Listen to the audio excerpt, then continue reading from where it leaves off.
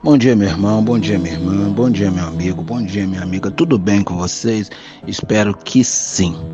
Nós estamos no capítulo 13 do Evangelho de Jesus, segundo João, e eu quero refletir e ler com você esta narrativa, essa história que o evangelista nos conta. Partindo do verso 3 diz assim: Jesus sabia que o Pai havia colocado todas as coisas debaixo do seu poder e que viera de Deus, estava voltando para Deus.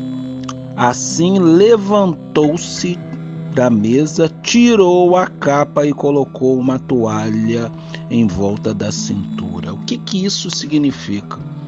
Jesus está nesse jantar, à mesa com os discípulos, e todos eles estão com os pés sujos ainda, porque eles não haviam contratado um escravo lava-pés.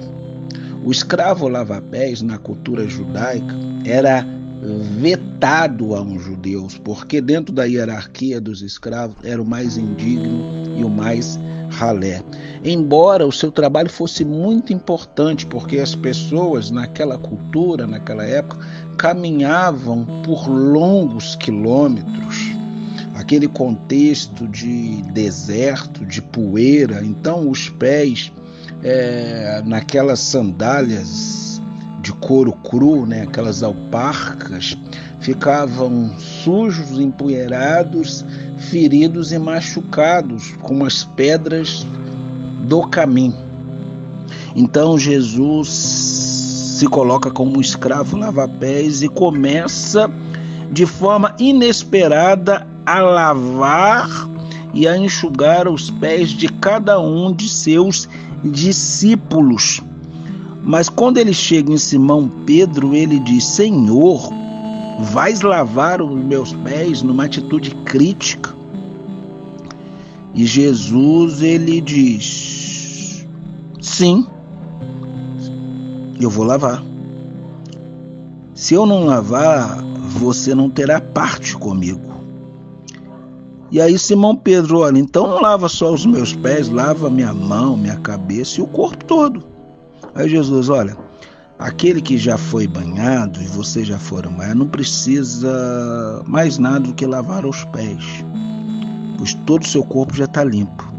Vocês estão limpos, mas nem todos. Então Jesus aqui já dá uma senha, daquele que iria trair, que é Judas. Depois que Jesus faz esse trabalho do escravo lava-pés, ele veste a capa, senta à mesa novamente e pergunta: vocês entenderam o que eu fiz? Vocês me chamam de mestre e senhor, e eu sou o mestre e senhor de vocês. E eu, sendo o mestre e senhor de vocês, vos fiz isso. Vocês também têm que lavar os pés uns dos outros. Sabe por quê? Porque o escravo não é maior do que o seu senhor, e nem o mensageiro maior do que aquele que enviou a mensagem. Mas eu ensinei essas coisas a vocês, mas vocês serão felizes, bem-aventurados, se vocês colocarem elas em prática. Então, esse é o contexto dessa história contada por Jesus. É o contexto de uma sala de aula, ou melhor, de ensinamento, de um mestre ensinando os seus alunos a lição final, o TCC, a conclusão do curso. Jesus, que havia convivido com aqueles homens 3 anos e meio, vai ensinar sobre essa grande lição do lava-pés. Quais lições que nós podemos tirar desse texto, dessa história? A primeira coisa que a gente aprende é que, para colocar em prática o ensinamento de Jesus, do seu evangelho, a gente não pode ter crise de identidade.